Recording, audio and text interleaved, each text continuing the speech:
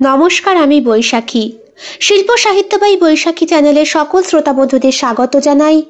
আজ আপনাদের বলবো গল্প কাকিমা সমর বাড়ি আছে। প্রাপ্তবয়স্ক শ্রোতা বন্ধুদের জন্য গল্প পাঠ এবং লেখায় আমি বৈশাখী বিশ্বাস দেবনাথ। যাদের ভালো লাগবে না তারা দয়া করে এড়িয়ে যাবেন। প্রথম থেকে শেষ পর্যন্ত শুনবেন শ্রোতা বন্ধুরা, আর অবশ্যই ভালো লাগলে লাইক, কমেন্ট, শেয়ার করে শিল্প সাহিত্য বাই বৈশাখী চ্যানেলটি সাবস্ক্রাইব করে পাশে থাকতে একদম ভুলবেন না। আপনাদের সাহায্য এবং সহযোগিতা একান্তভাবে কামনা করি। বন্ধুরা, শিল্প সাহিত্য বাই বৈশাখী এখন চলে এসেছে ইউটিউব মিউজিক পডকাস্টে। ইচ্ছে করলে আপনারা সেখান থেকেও গল্প শুনতে পারেন এবং আপনাদের ব্যক্তিগত মতামত আমার সাথে শেয়ার করতে পারেন। আজ আপনাদের বলবো কাকিমা সমর বাড়ি আছে। গল্পটি পাঠ এবং লেখায় আমি বৈশাখী বিশ্বাস দেবনাথ। গল্পটি অবশ্যই প্রাপ্তবয়স্ক শ্রোতাদের জন্য। যাদের ভালো লাগবে না তারা অবশ্যই এড়িয়ে যাবেন। কাকিমা সমর বাড়ি আছে? হ্যাঁ, আছে তো। ভেতরে কেন, কিছু দরকার? না, মানে ওই একটা নোটসের দরকার ছিল। বেশ কদিন হলো আমার শরীরটা খারাপ, তাই কলেজে যেতে পারিনি। ঠিক আছে, ওর ঘরে আছে। যাওয়ার আগে একবার নক করে ঢুকো। কেন? না, বাইরের লোক আচমকা ঘরে এলে নক করেই ঢুকতে হয়। এটুকুও কি বাড়িতে শেখোনি?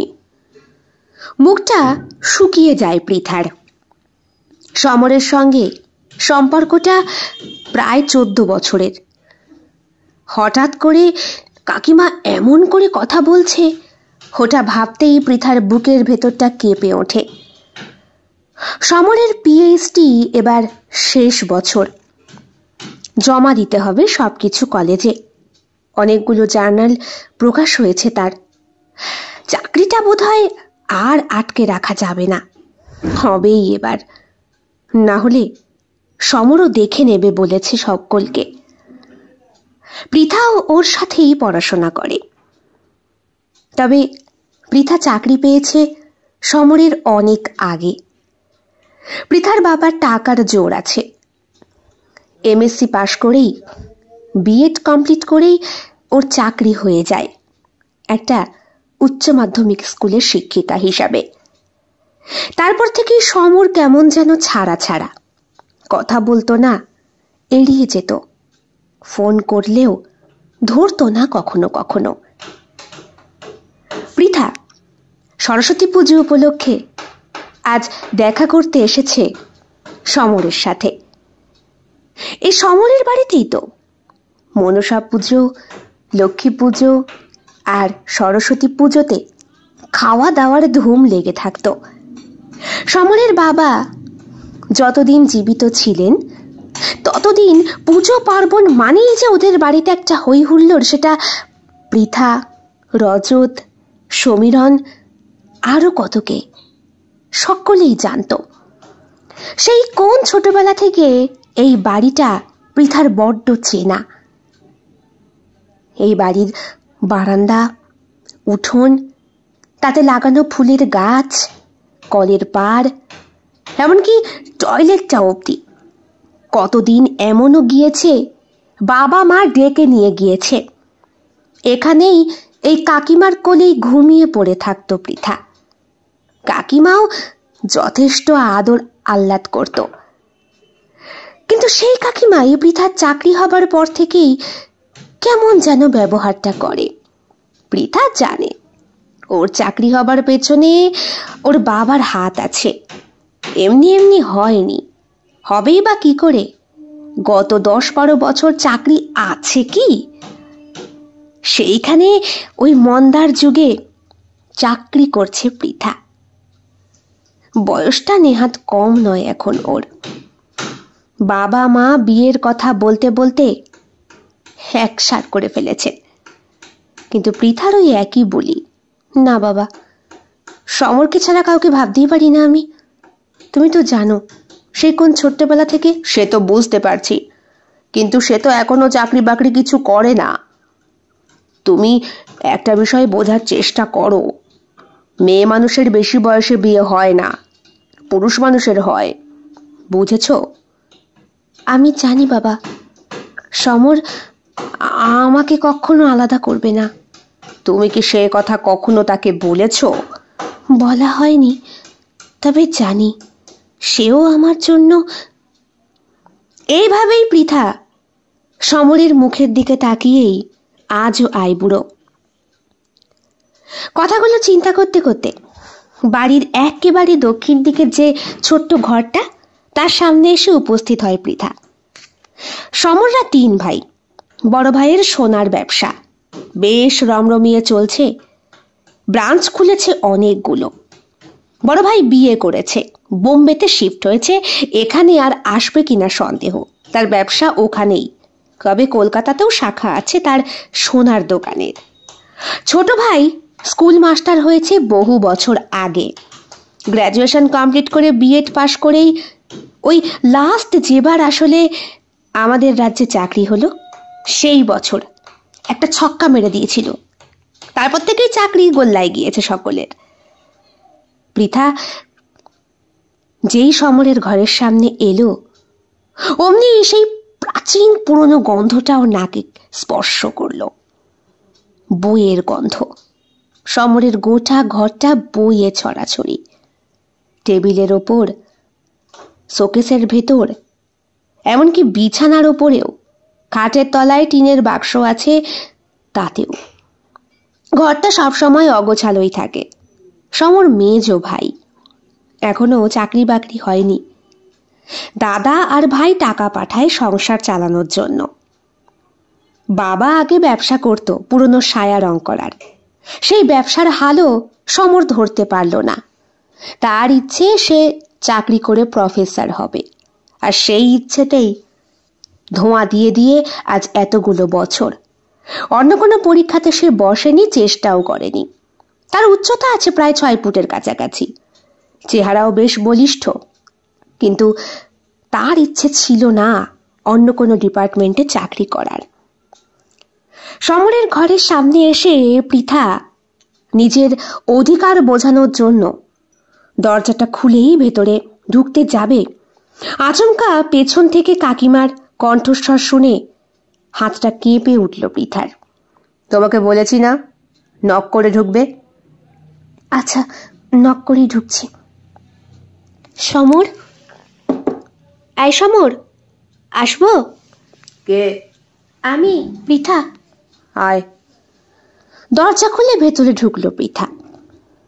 দরজাটা বন্ধ করার আগে একবার দেখে নিল কাকিমা দাঁড়িয়ে রয়েছে কিনা। সমরের বাড়িতে এবছর পুজো হচ্ছে না।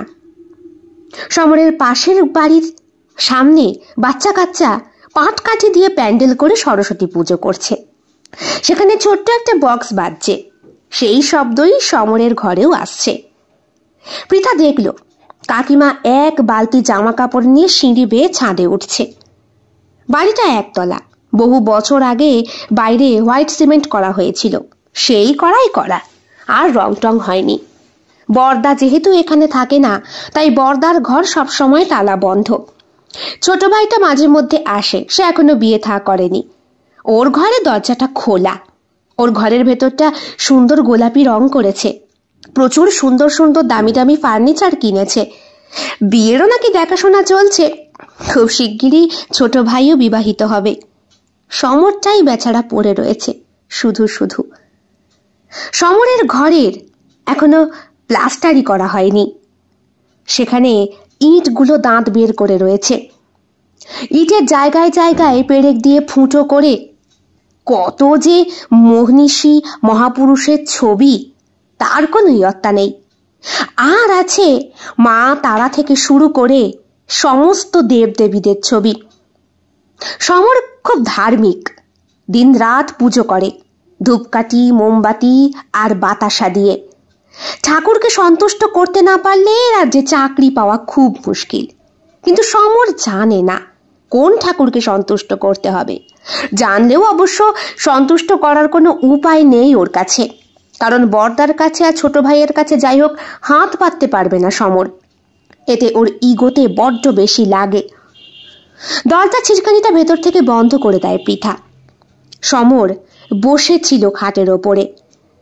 ছুটতে গিয়ে সমরকে জড়িয়ে ধরে। সমরের হাতে একটা বই ধরা।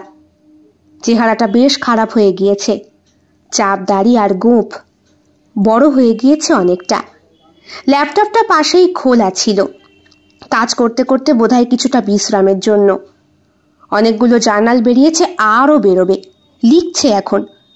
এটাই শেষ বছর, এই বছর জমা দিয়ে বসে থাকতে হবে সব কিছু।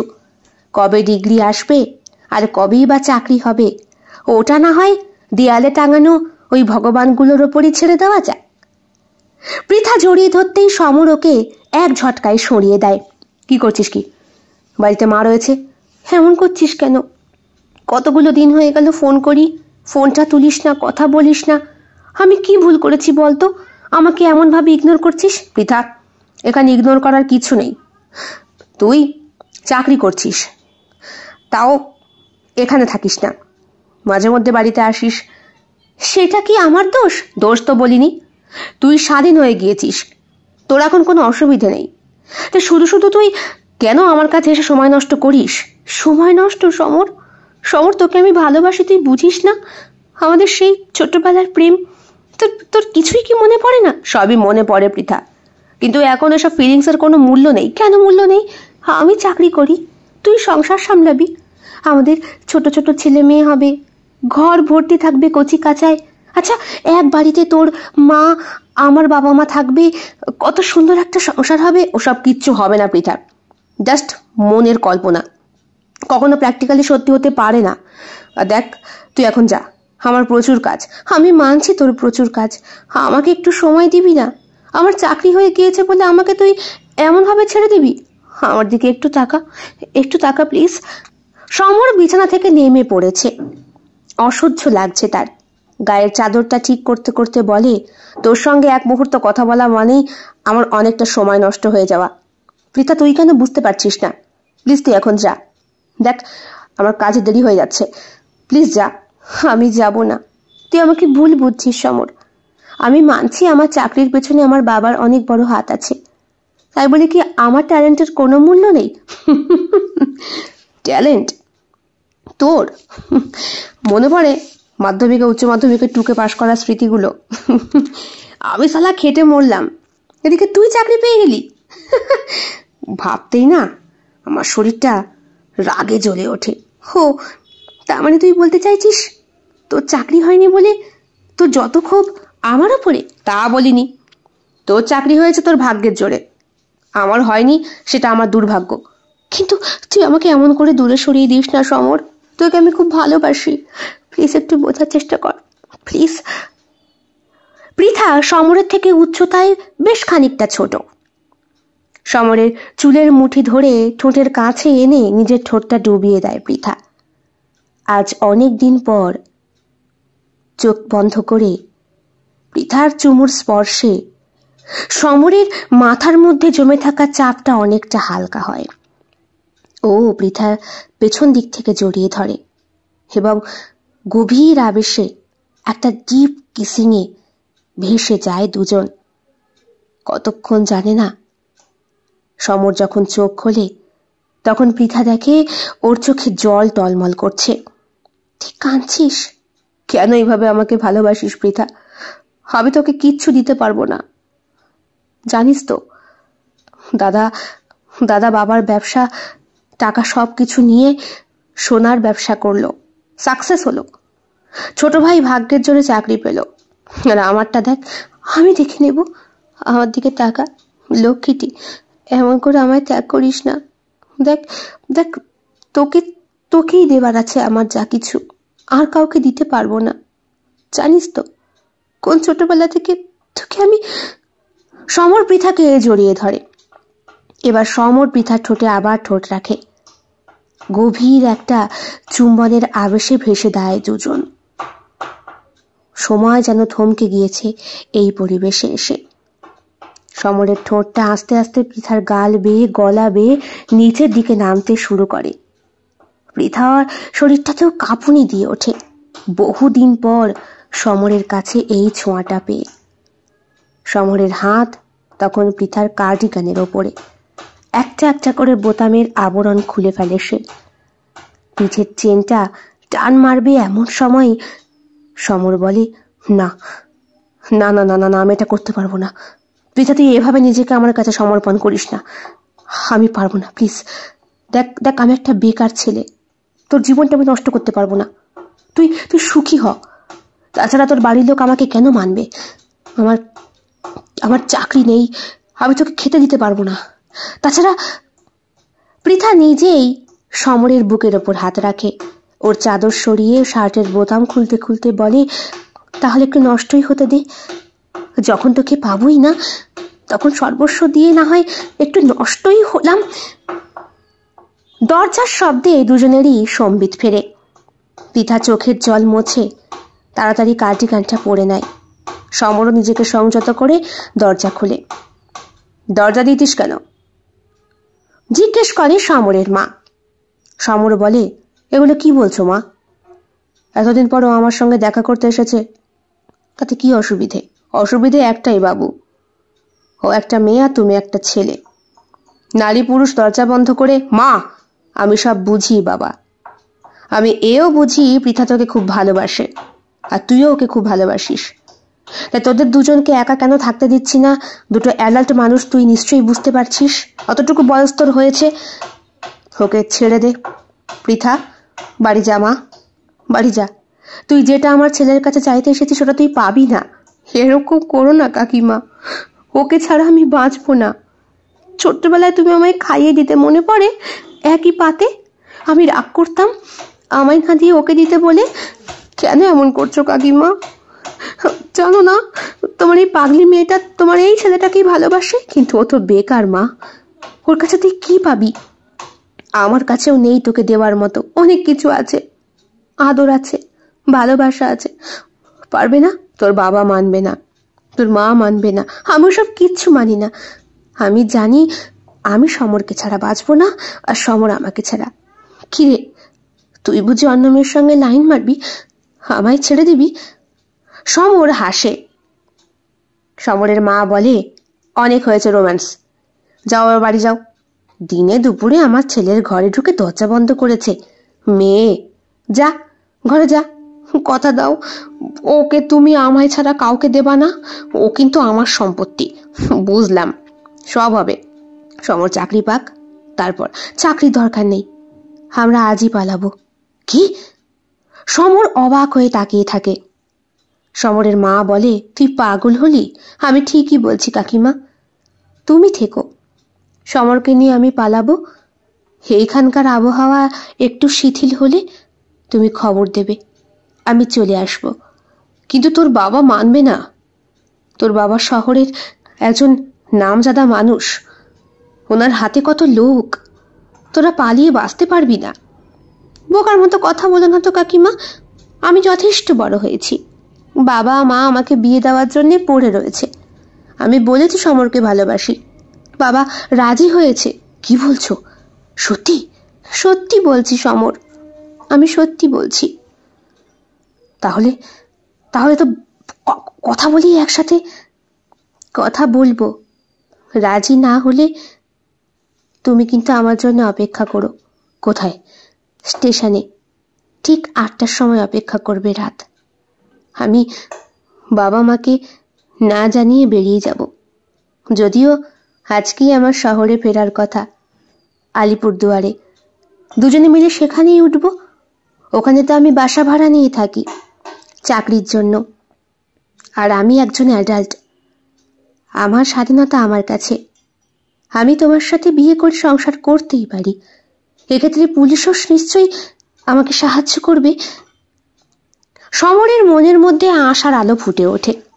পৃথাকে সে খুব ভালোবাসে, কিন্তু নিজের বেকার জীবনের জন্য শুধু শুধু ফুলের মতো মিষ্টি একটা মেয়ের জীবনকে নষ্ট করতে নারাজ সমর। পৃথা ঘর থেকে বেরিয়ে যেতেই সমরের মার চিন্তা বাড়ে। মেয়েটা কি বলছে রে বাবা, পাগলিটা কি বলছে? তুই ওকে বাধা দিচ্ছিস না কেন? ওর কথায় রাজি হচ্ছিস কেন?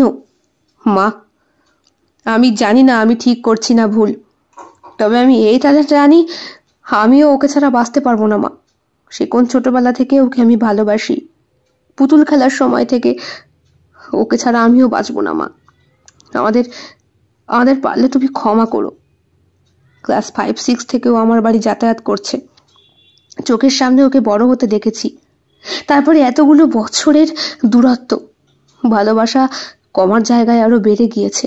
কিন্তু তোর পিএইচডি এবছরই তো। হ্যাঁ, ও তো আমায় সাহায্য করবে। পৃথা তো চাকরি করে, অনেক টাকা মাইনে পায় মা।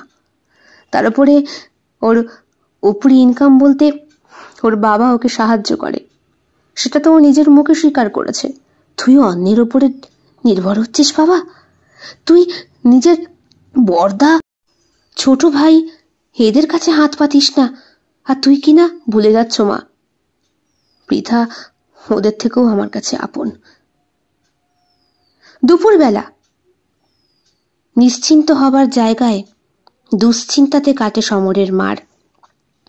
সরস্বতী পুজোর ঘন্টা বাজছে, পুরোহিত এসে পুজো করছে।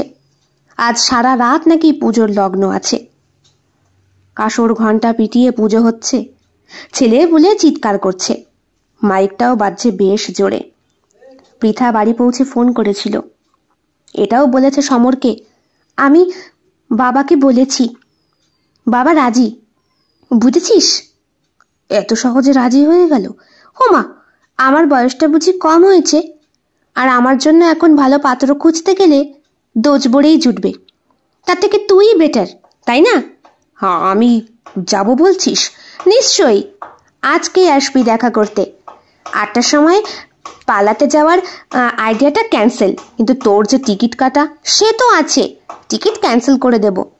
এই সপ্তাহটা যাক, পরের সপ্তাহে না হয় ফিরবো। শোন, তুই ঠিক সময় মতো চলে আসবি। আমি তোকে পুজোর সময় একটা শার্ট পাঠিয়েছিলাম, মনে আছে? ওটা কিন্তু তুই পরিসনি। ওটা পরে ছবি দেবার কথা ছিল, মনে পড়ে কিছু? পৃথা আমার কিন্তু ভয় করছে। কিসের ভয় করছে? আরে বাবা অমন লোক নয়, গুন্ডা অন্তত পোষে না, জানিস তো। হ্যাঁ, আমি মানছি আমার বাবা অনেক উচ্চ ডিপার্টমেন্টে চাকরি করে, অনেক নেতা হাতাদের সঙ্গে ওনার ওঠা বসা। তা বলে তো এটা নয় যে আমার স্বাধীনতায় হস্তক্ষেপ করবে। লক্ষ্মীটি, দেরি করবি না কিন্তু, আমি তোর জন্য অপেক্ষা করব, তোর পছন্দের নীল রঙের শাড়ি পরে। কেমন? সমর হাসে, বলছি মিষ্টি পিষ্টি নিয়ে যেতে হবে? আনলে আনিস, তবে আমার জন্য কিন্তু একটা হলুদ গোলাপ। হলুদ গোলাপ কেন? আমি ভালোবাসি তাই, নাকি আমি ভালোবাসি তাই? প্রথম থেকে হলুদ গোলাপ দিয়ে প্রপোজ করেছিলাম, মনে পড়ে? খুব পড়ে। আচ্ছা রাখি এখন, বুঝলি? কেন? ও মা, একটু ঘরদোরগুলো পরিষ্কার করতে হবে না? তুই আসবি? তোর ঘর তো সবসময় পরিষ্কার পরিচ্ছন্নই থাকে রে। তোদের বাড়িতে 5টা কাজের লোক, সবসময় চাকচিক্য পরিপূর্ণ তোদের ঘর, মোজাইক করা 3 তলা বড় বাড়ি। তুই একমাত্র আহ্লাদের ধন, তাকে কিনা আমার মতো গরিবের ঘরে তুই আবার শুরু করলি। আমি চাকরি করি তো নাকি? কতগুলো টাকা মাইনে পাই, তার উপরে বাবা প্রত্যেক মাসে আমার হাত খরচার জন্য টাকা পাঠায়। চিন্তা করতে হবে না, যতদিন তুই চাকরি না পাচ্ছিস আমি তো আছি। তারপরে না হয় দুজনে মিলে ভাগ করে নেব সংসারের যাবতীয় দায়িত্ব। ফোনটা রেখে দেয় পৃথা, কিন্তু সমরের মনের ভেতরে তখন প্রচন্ড পরিমাণে ভয়। ভাবছে কি জানি কি হবে। এত সহজে ওই কালো ভুমসি মারা লোকটা বিয়েটাকে মেনে নিল? ব্যাপারটা কিছুতেই হজম হচ্ছে না সমরের। এ তো সহজ ব্যাপার না। উনি তো মানবার লোক নন। যেখানে নিজের মেয়েকে এত আহ্লাদে বড় করেছেন, সেখানে একটা গরিব ভিখারির ঘরে। সন্ধে কাটতেই ভয় আরো বেশি বাড়ে সমরের। পৃথা ফোন করেছিল। অবাক করে দেওয়া বিষয়, পৃথার বাবাও ফোনে কথা বলেছে। এইবার সমর কিছুটা নিশ্চিন্ত হলো। যাক, সত্যিই তাহলে পাগলিটা রাজি করাতে পেরেছে ওর বাবাকে। পৃথাকে এতদিন পর কাছে পেয়ে এবং সারা জীবনের মতো কাছে পাবার আনন্দে সমর মাতোয়ারা। মাকে বলল, মা দাড়িটা কেটে আসি। এই সন্ধেবেলা আবার দাড়ি কাটতে যাবি? এইভাবে যাওয়া যায় বলো?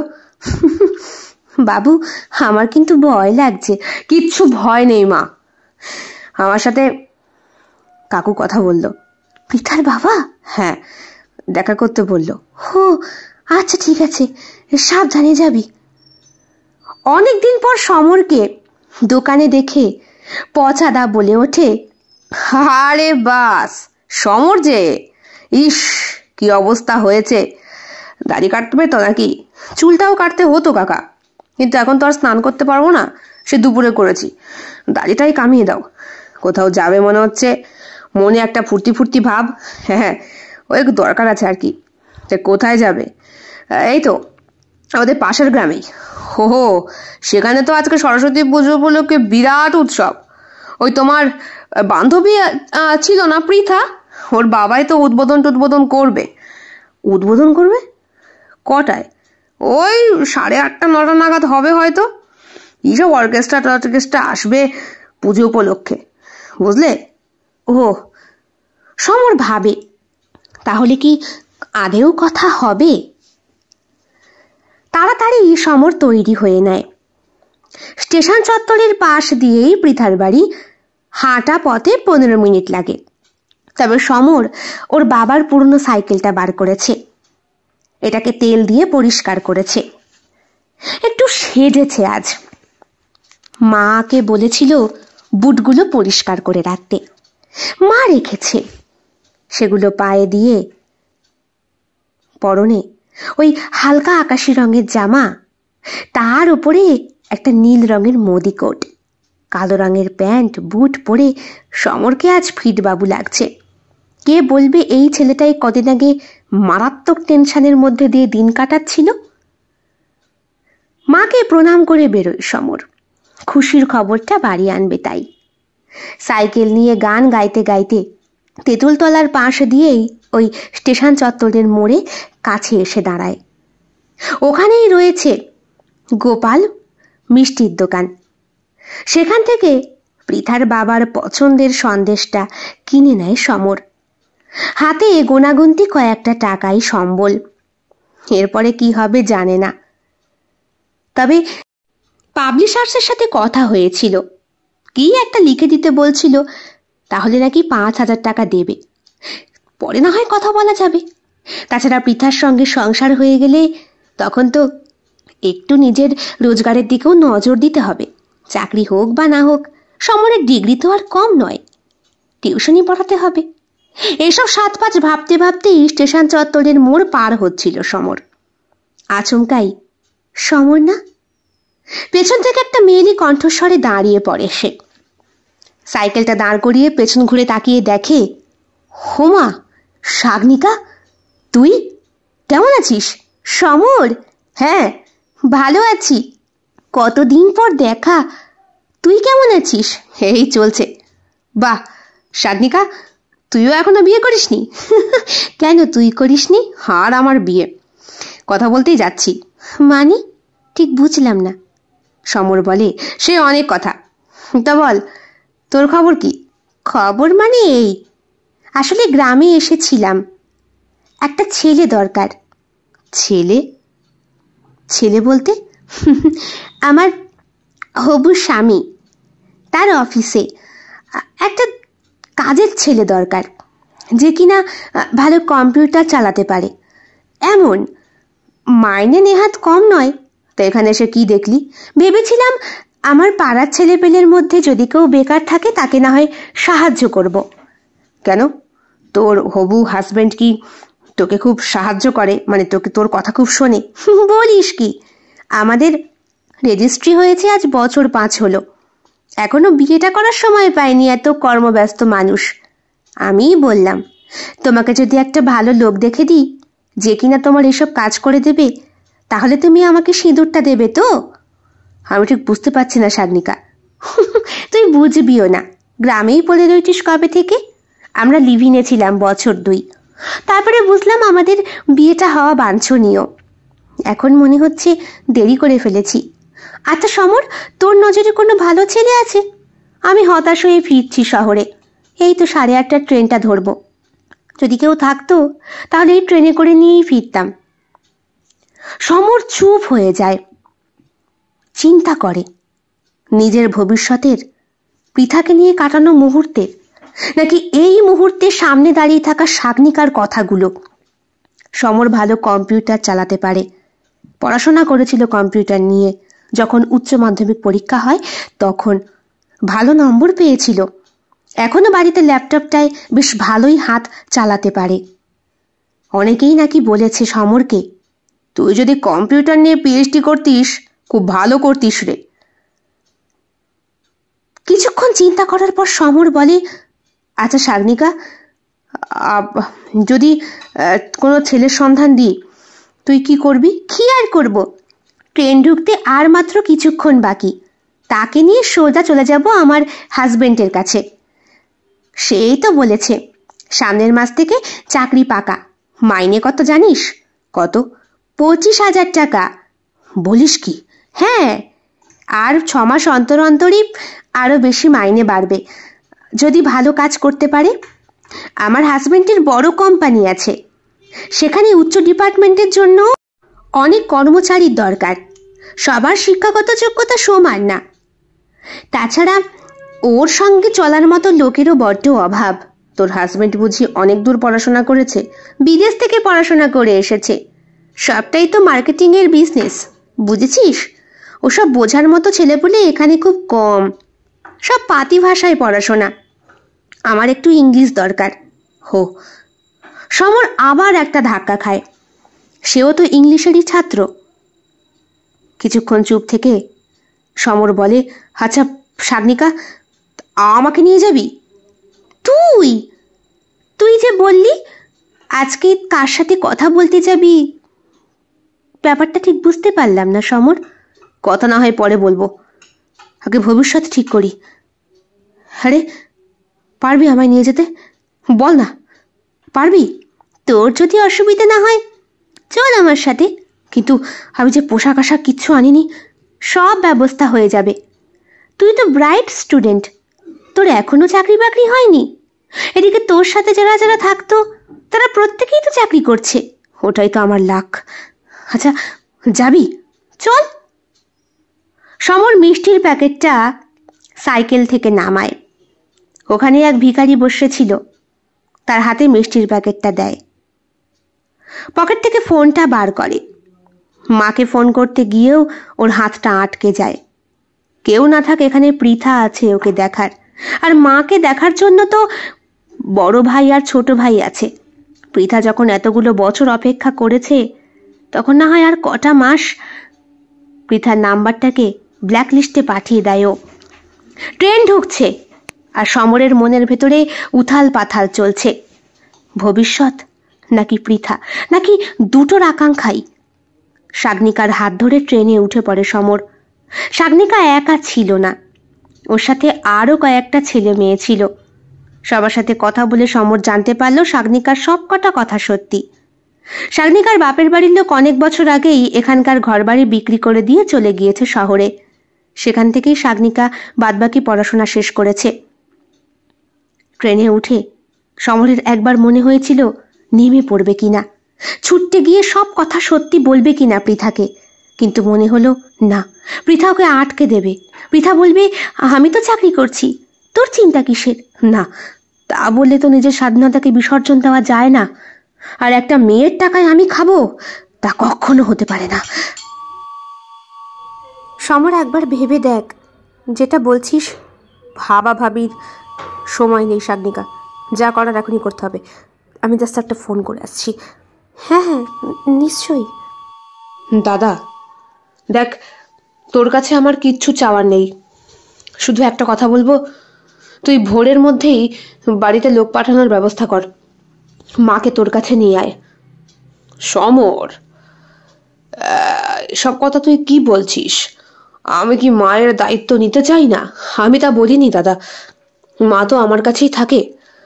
তুই তো সব কর্তব্যই করিস, টাকা পয়সা পাঠাস, ফোন করে মায়ের খোঁজ নিস, কিন্তু মায়েরও তো ইচ্ছা করে তোর কাছে গিয়ে থাকতে। হঠাৎ করে কি হয়েছে বলতো সমর? তুই বাড়ি নেই নাকি? মা কিছুক্ষণ আগে ফোন করেছিল, তুই ফোন ধরছিস না। হ্যাঁ, আসলে আমার একটা কাজের কথার জন্য আমি শহরে যাচ্ছি, মা তো একা থাকবে, তুই কালকের মধ্যেই লোক পাঠিয়ে সে লোকের ব্যবস্থা না হয় হয়ে যাবে। কলকাতায় তো আমার ব্রাঞ্চ আছে, ওখানে ম্যানেজারকে ফোন করে বলে দেবো, সে বরং নিয়ে চলে আসবে।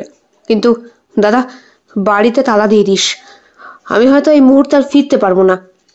আর একটু আমার উপরে ভরসা কর, তুই মাকে জাস্ট কয়েকটা মাস দেখে শুনে রাখ, তারপরে আমি কথা দিচ্ছি তোকে বাড়ি ফিরে গিয়েই তোকে ফোন করে সবটা বলবো। আর মাকেও নিয়ে আসবো। না না, তার দরকার হবে না, মা এখানে থাকলে তোর বৌদিরও সাহায্য হবে, সে আমি মাকে নিয়ে আসার ব্যবস্থা করে ফেলছি, তুই সাবধানে থাকিস কিন্তু। হ্যাঁ, রাখছি দাদা। ট্রেন ছুটে চলেছে। সমরের মনের ভেতরেও এক রাশ ইচ্ছে, খুশি, আনন্দ। কয়েকটা মাস পরে সে ফিরে আসবে, সব সত্যি কথা বলবে পৃথাকে। পৃথা নিশ্চয়ই ক্ষমা করে দেবে ওকে। আর পড়াশোনা কি হবে অমন পড়াশোনা দিয়ে, যেখানে যোগ্যতাই নেই। শহরে পৌঁছায় সমর। সাগনিকার হবু স্বামীর সাথে কথা বলে এক নিমেষেই বন্ধুত্ব সম্পর্কে জড়িয়ে পড়ে ওরা। সমরের কাজটা ওর হাতে সঁপে দেওয়ার পরই সাগনিকার হবু স্বামী সাগনিকাকে বাহবা দেয়। তবে সাগনিকার হবু স্বামীকে দেখে বেশ খানিকটা অবাক হয়েছে সমর। বয়স্ক ব্যক্তি, দেখে মনে হচ্ছে যেন আগেও একবার বিয়ে হয়েছে, সন্তান থাকতে পারে, তবে প্রচুর অর্থ আর প্রাচুর্য আছে। সাগনিকার বিয়ে আর কয়েকদিন পরই। সমর সবার আগের অতিথি এবং সাগনিকার গ্রামের বলে ওর আপ্যায়ন আরো বেশি। এখানে এসে সমর জানতে পারে সাগনিকার মা মারা গিয়েছে, বাবা গুরুতর ক্যান্সারের পেশেন্ট। সুতরাং সাগনিকার আর উপায় নেই এই ছেলে ছাড়া অন্য কারো সঙ্গে বিবাহিত সম্পর্কে জড়িয়ে পড়তে। কিন্তু বিয়ের দিনই বিপত্তি ঘটে, হার্ট অ্যাটাক হয় সাগনিকার হবু স্বামীর। ততদিনে সমর কাজকর্ম বেশ ভালো করে গুছিয়ে নিয়েছে এবং সমরের যা ক্ষমতা, ওর শিক্ষা এবং ওর কম্পিউটার চালানোর পদ্ধতি, সব কিছু দেখে সাগনিকার স্বামী খুব খুশি হয়েছিলেন। অ্যাক্সিডেন্টলি সাগনিকার হবু স্বামীর মৃত্যুর পর যেহেতু রেজিস্ট্রি হয়ে গিয়েছিল, তাই ওদের সমস্ত কিছুর ভার এসে পড়ে সাগনিকার ঘাড়ে। সাগনিকা খুব কান্নাকাটি করছিল। মেয়েটাকে দেখে বিধ্বস্ত লাগছিল সমরের। কোথা দিয়ে যেন দেখতে দেখতে 6টা মাস কেটে যায়। সাগনিকাই এখন সমরের সবকিছু হয়ে দাঁড়িয়েছে। ওর খাওয়া দাওয়া, দেখাশোনা সব সমর একা করে। সাগনিকা খুব ভেঙে পড়েছিল। একদিন হঠাৎ করেই সমর আর সাগনিকার মধ্যে তীব্র একটা শারীরিক সম্পর্ক ঘটে যায়। সেদিন সাগনিকাকে বড্ড বিধ্বস্ত লাগছিল। দিনটা সাগনিকার স্বামীর জন্মদিন ছিল। একা একাই কেক কেটে সেলিব্রেট করবে বলে সাগনিকা এসেছিল ওর স্বামীর ফ্ল্যাটে। ওকে লক্ষ্য করতে করতে সমর বেরিয়ে এসেছিল, কারণ সাগনিকার হাবভাব দেখে সমরের এটা মনে হয়েছিল ও হয়তো আত্মহত্যা করবে। ফ্ল্যাটে যখন ঢোকে তখন সমরও চুপচাপ ঢুকে পড়ে। একটা চকলেট কেক এনে সাগনিকা ওর স্বামীর ছবির সামনে বসে কাটে। ছবিতে খানিকটা কেক লাগিয়ে বাকিটা নিজে মুখে দেয়। তারপর হাতের সেই ছুরি দিয়েই যেই শিরা কাটতে যাবে তখনই, কি করছিস, কি পাগল হয়ে গেছিস নাকি? মানছি তুই খুব ভালোবাসতি সোনাকে, তাই বলে নিজের জীবন বিসর্জন দিবি? আমি এবার কি করব সমর, আমি যে আর একাকিত্ব নিতে পারছি না। সাগনিকার ঠোঁটে চুমু খায় সমর।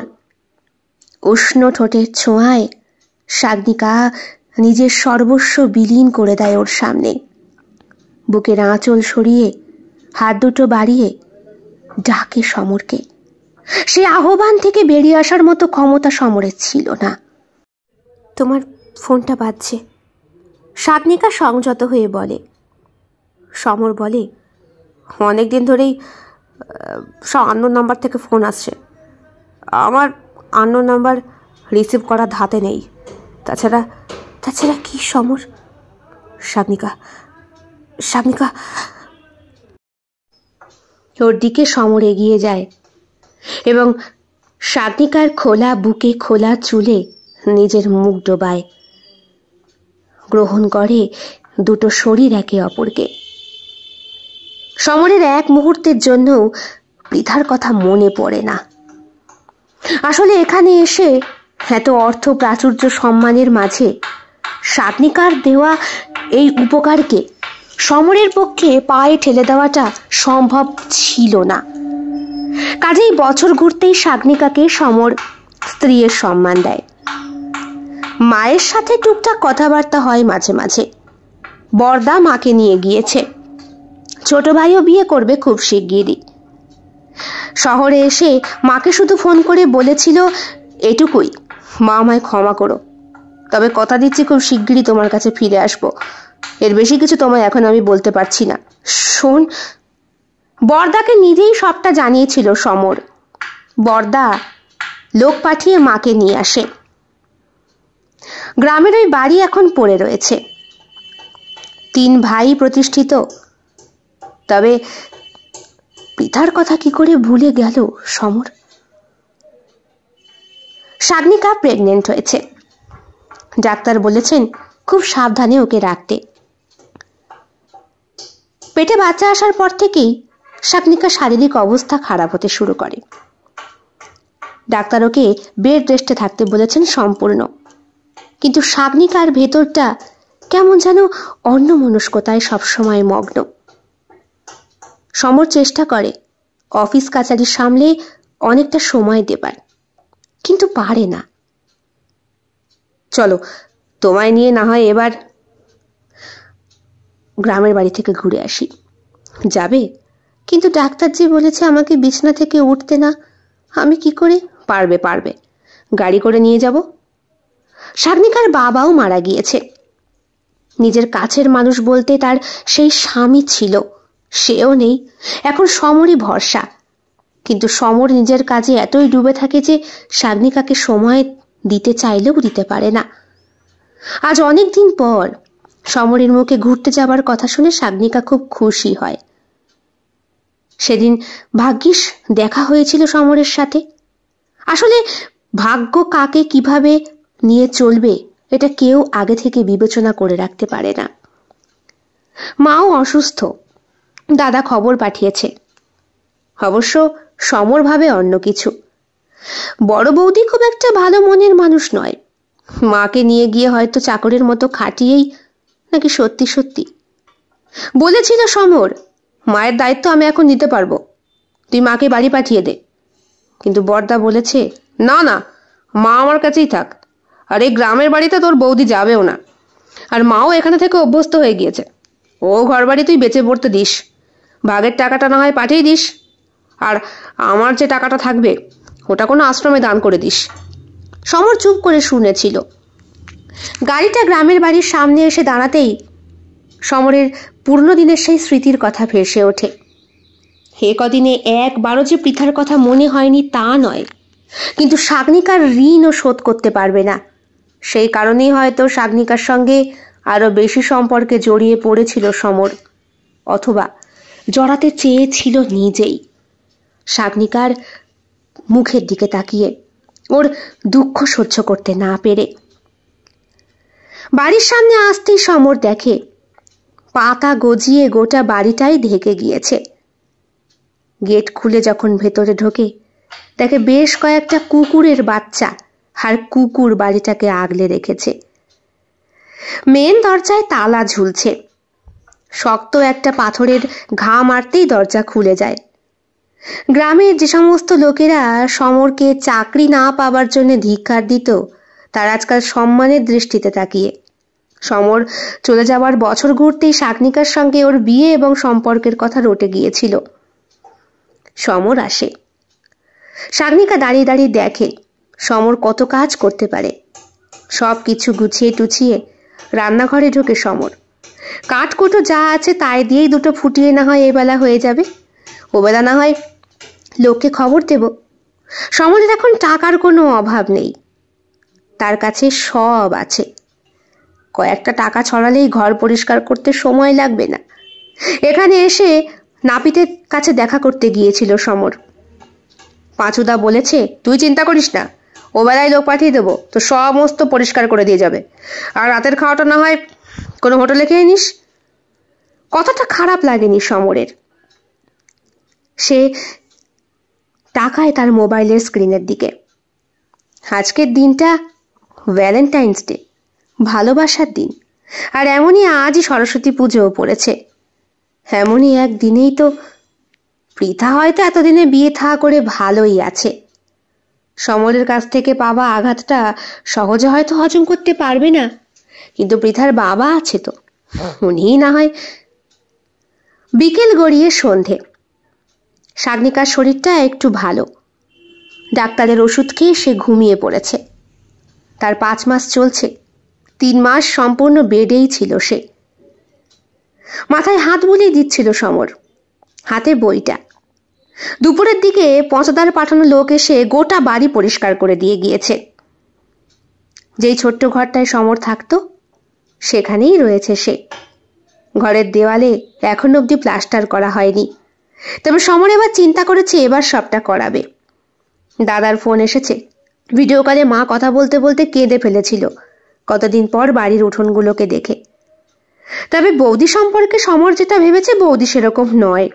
মা নিজেই বললেন শরীরটা নাকি সত্যিই খারাপ। তবে সমর এসেছে তো গ্রামের বাড়িতে, এবার নাকি উনিও আসবেন, আর যাবেন না। সমর বলতে পারল না সাগনিকার জন্য আবহাওয়া বদল করতে তার আশা।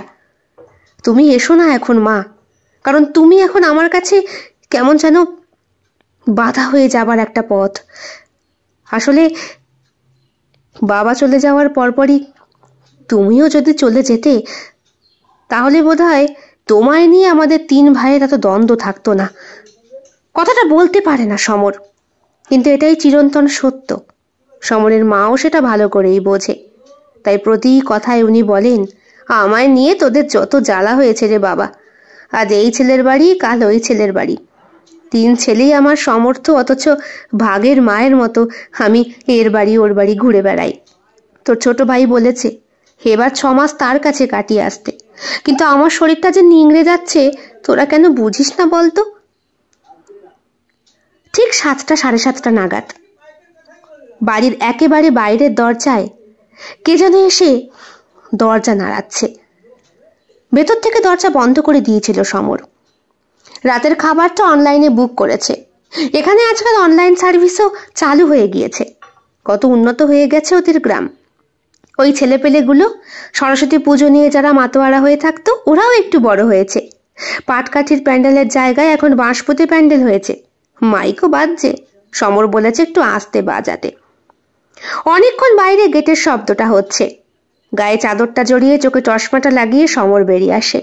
সাগনিকার ঘুম ভেঙে যাবে। বাইরে বেরিয়ে এসে যা দেখে, সমরের চক্ষু স্থির হয়ে যায়। নোংরা কাপড় পরে শরীরের অর্ধেকটা বেরিয়ে পৃথা দাঁড়িয়ে, পরনে বোধহয় নীল রঙের শাড়ি, যেটা নষ্ট হয়ে গিয়েছে। কাকিমা, কাকিমা, সমর আছে? সমরের অবস্থা তখন খারাপ। আকাশ থেকে পড়ে সে, পৃথা বলে ডাকে। ঠিক তখনই এই দেখ দেখ, ঠিক বেরিয়ে গেছে। ধর ধর, আমায় ধরবে না, আমায় ধরবে না। কাকিমা, কাকিমা, সমর আছে। সাদা রঙের পোশাক পরা 2টো লোক জোর করে ধরে নিয়ে যায় পৃথাকে। একটা অ্যাম্বুলেন্সের মতো গাড়িতে তুলে গাড়িটা চালিয়ে বেরিয়ে যেতেই সমর গেট খুলে বাইরে বেরিয়ে আসে। সমরের বাড়ির সামনে তখন পাড়া প্রতিবেশী বেশ কয়েকজন প্রবীণ ব্যক্তি দাঁড়িয়ে। মেয়েটা পাগল হয়ে গেল এক্কেবারে। ছি, পাপ পাপ, এ পাপ কি আর বলে তাকিয়ে দেখে সমর দাঁড়িয়ে রয়েছে। সমর সেই প্রবীণ ব্যক্তিকে জিজ্ঞাসা করার আর সাহস পেল না কিসের পাপ, কেন পৃথা এমন। পচাদাও দাঁড়িয়েছিল। বললেন, আমরা তো ভেবেছিলাম ওর সঙ্গে তোরই বিয়ে হবে রে, কিন্তু তুই চলে গেলি। মেয়েটা পাগল হয়ে গেল। ওর বাবা ওকে খুব মেরেছিল। তোর জন্যে খুব কান্নাকাটি করছিল, কিন্তু পরের দিন সকাল থেকেই। কি বলছো পচাদা? ওর বাবা ওকে ট্রিটমেন্ট করায়নি? দেখছিস তো ট্রিটমেন্টের নমুনা। ডাক্তার বলেছে চরম আঘাতে ওর মাথা সম্পূর্ণ নষ্ট হয়ে গিয়েছে। কি করে যে কি হয়ে গেল, তোকেই বা কে দোষ দেবে বল? কারণ তোরা যে একে অপরকে ভালোবাসতিস সেটা হয়তো গোনাগুনতি কয়েকজন জানে, সবাই তো আর জানে না। তুই তো উধাও হয়ে গেলি। তোকে অনেকবার আমিও ফোন করেছি অনেক নাম্বার থেকে, তুই ধরিসনি, হয়তো ব্যস্ত ছিলিস। আসলে অদৃষ্ট, বুঝলি তো? তোর মতো বেকার ছেলের সাথে ওর বাবা দিতই বা কেন? বেচারি ভালোবাসার জন্য পাগলই হয়ে গেল। যা যা ঘরে যা, তোর বউটা পোয়াতি, যা ভেতরে যা। বেচারি একমাত্র মেয়ে ওর বাবার, এখন কি হবে? সমরের কানে শুধু বাজতেই থাকে, কাকিমা সমর আছে। কেমন লেগেছে আজকের গল্প? কমেন্ট বক্সে কমেন্ট করতে একদম ভুলবেন না। ভালো লেগে থাকলে অবশ্যই লাইক করবেন, কমেন্ট করবেন, শেয়ার করবেন এবং আপনাদের প্রিয় চ্যানেল শিল্প সাহিত্য বাই বৈশাখী সাবস্ক্রাইব করে বেল বাটন প্রেস করে পাশে থাকতে একদম ভুলবেন না বন্ধুরা। দেখা হবে খুব শিগগিরই আগামীকাল সম্পূর্ণ নতুন একটি ভিন্ন স্বাদের গল্পের সঙ্গে। আপনাদের সকলের উপস্থিতি একান্তভাবে কামনা করি। সকলে খুব ভালো থাকবেন, সুস্থ থাকবেন এবং একইভাবে সাহায্য এবং সহযোগিতার হাত বাড়িয়ে দেবেন। সবাই ভালো থাকবেন। শুভরাত্রি।